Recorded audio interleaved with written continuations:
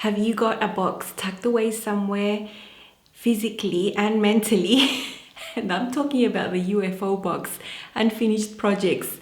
And I have some. I'm going to share what they are with you, and hopefully that will make me accountable to tackle them soon, and so I can just forget about that box. Stay tuned.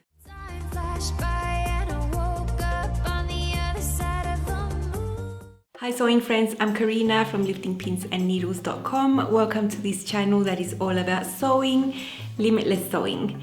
I hope you're all doing as well as you can under the circumstances, as best as we can. I know sewing is a blessing for most of us. Being a maker of any type means that you have things to do, right? We can stay at home and sew. Those of us that can do that and have to do that, at least we have things to keep our minds busy and distracted. For me, having this channel gives me the focus and the distractions that I need right now because, yeah, I've been locked up in the house for almost a month now.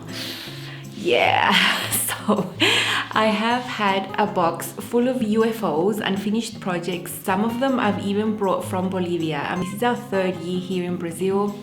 I traveled with these little stuff and I still haven't made them. Some of them I've cut 2 years ago, a year ago, a couple months ago. You know, it's just silly. And if you've noticed, my style here in my room is very minimal. I have bare walls. I don't have my stash on view or my patterns on view or anything. I like to have like plain white walls and as minimal stuff around as possible because that helps my brain think, and all the clutter has gone away, keeps my mind fresh for creativity. That's how I work. And I have a box of stuff. I can't see it. It's not that it's staring at me every day, but it is at the back of my mind and it is creating clutter. I'd love to not have it. And I'd love to have like just a little place where I might have 1 or 2 UFOs and not a bunch like I have. So I'm going to show you what they are. Some of them don't need much doing. All the ones I'm showing you are things that I'm doing with projects I'm sewing or have already sewn and want to modify, or just as something I want to change. Some you've already seen on the channel, and I said I was gonna take it apart so that it can fit me better, that sort of stuff. So I'm gonna start with my red linen Pietra pants from Closet Case Patterns that I made last year. I have a video review about that pattern, and I essentially made the size that the pattern recommended.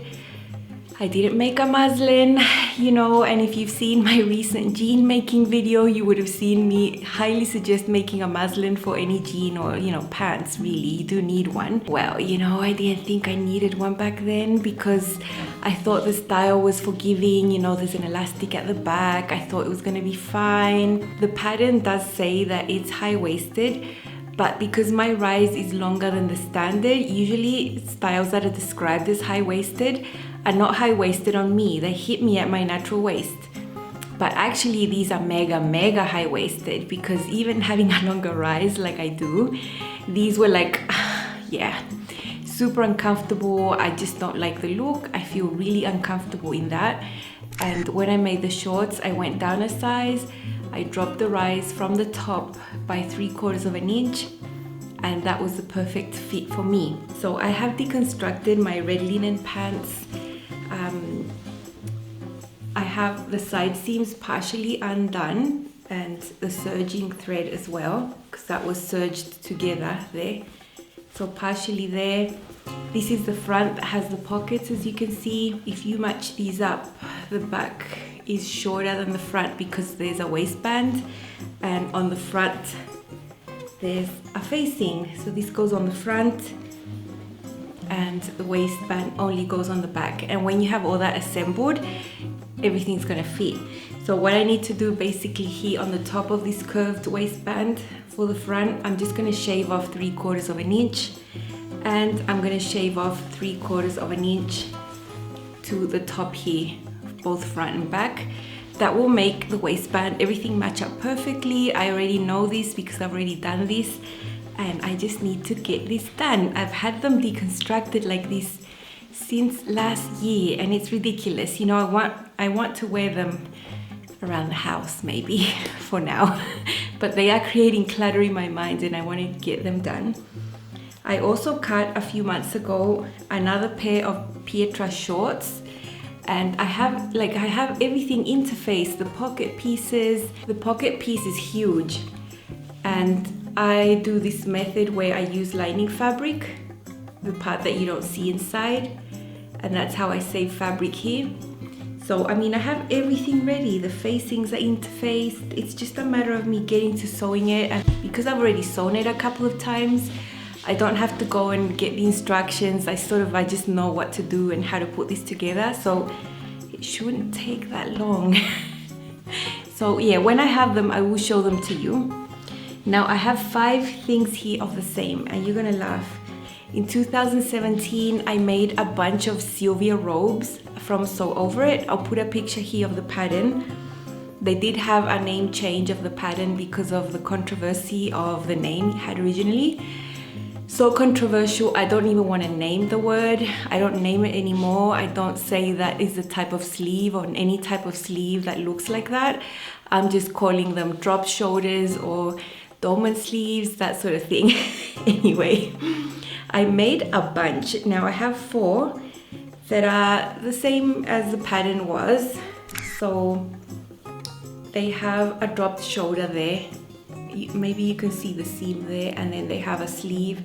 Now this one I made from a dress that I deconstructed, so my sleeve is shorter.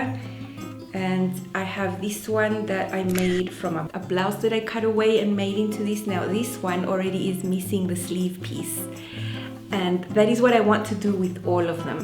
So that one has the sleeve piece missing. This one is a hack that I did that has like a flounce, half circle flounce on the bottom, and it's really nice. I've also taken away the sleeve, and I just need to hem those little sleeves. So basically I just want to like cover-ups that will have like a drop shoulder type dolman sleeve without the extra sleeve sewn on, because even if these are made in chiffon and they reach 3/4 length like this, they do reach 3/4 length for me. It's just hot. I feel the fabric there and I just can't wear them. And as soon as I got to Brazil, I have never worn these again because the sleeve really bothers me. So they are all going to be taken off. And I mean, it should be so easy, right? Take off the sleeve, hem what's left, and I'll have 5 little chiffon cover-ups because I made them all out of chiffon. And you know, the colors, everything I love, I should be able to wear them on top of things. And I've been missing wearing them. When I made them in 2017, I wore them a lot, but I can't deal with that sleeve anymore, so that's got to go. I have a pencil skirt made of like a stretch crepe. Look how stretchy this is. Now I cut this from my blog a few years ago, cut this out in 2018.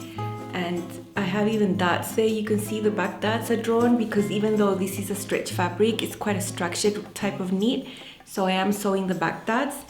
Now the interesting part about this pencil skirt is that, look, I don't even know how to show you because, okay, I'll just put it on my body.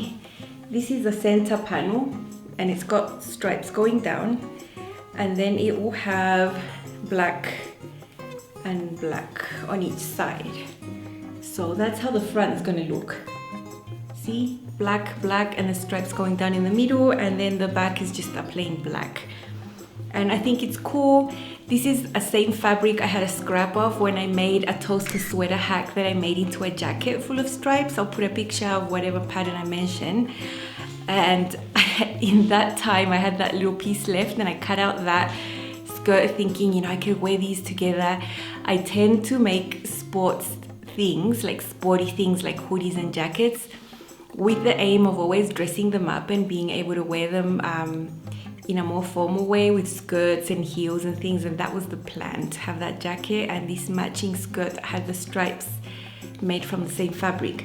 So I mean, this is very easy to make, just a few seams. It's neat, it should be easy, and I just had it there and I haven't done it, you know. Now I have four like pieces of fabric here. This fabric, the print is going diagonally. It's not cut on the bias, like this is normal grain line and cross grain. but the print makes it seem like it's been cut on the bias, and I really like that.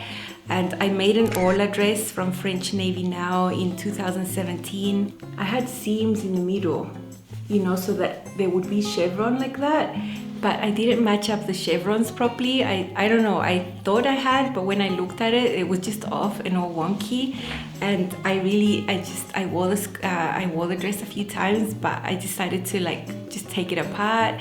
The bodice is not with me anymore. I just kept the skirt pieces because I am going to fix that, match up those chevrons properly. I'm going to lose some length there.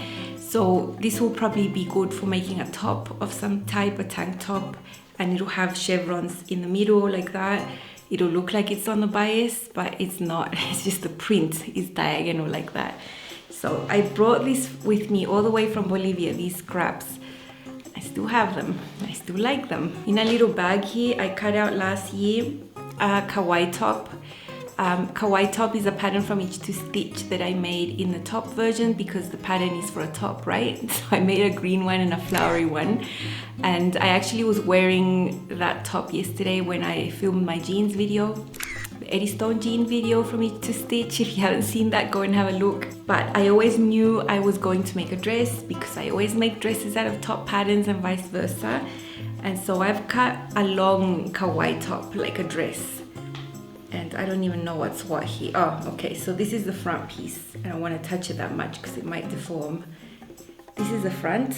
It's rayon and I love the print. I just love the colors and everything.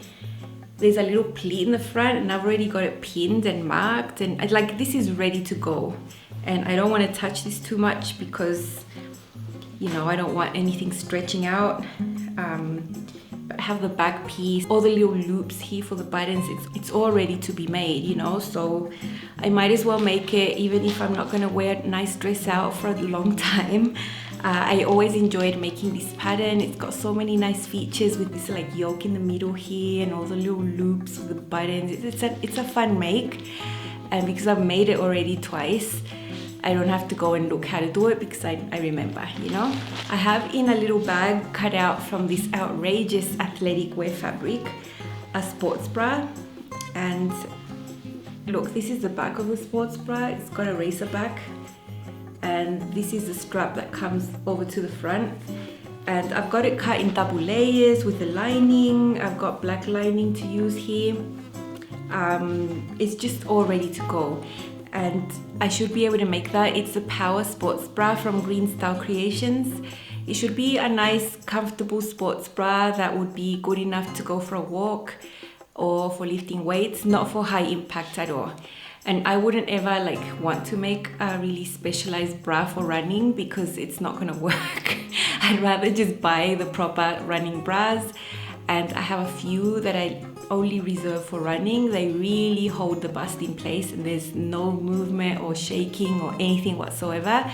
And I wouldn't want to replicate that with anything that I try to make because, you know, chafing, specialized materials is just not going to happen. But I am willing to make the more simple type of sports bras that could serve for more simple purposes that aren't high impact.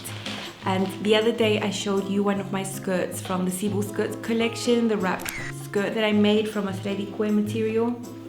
And I have 3 pieces this size left over that are small enough to not be of purpose for anything else. But I have them here and I'm gonna make this sports bra that I already have cut out, and if I like it, I'm gonna make another one from this one.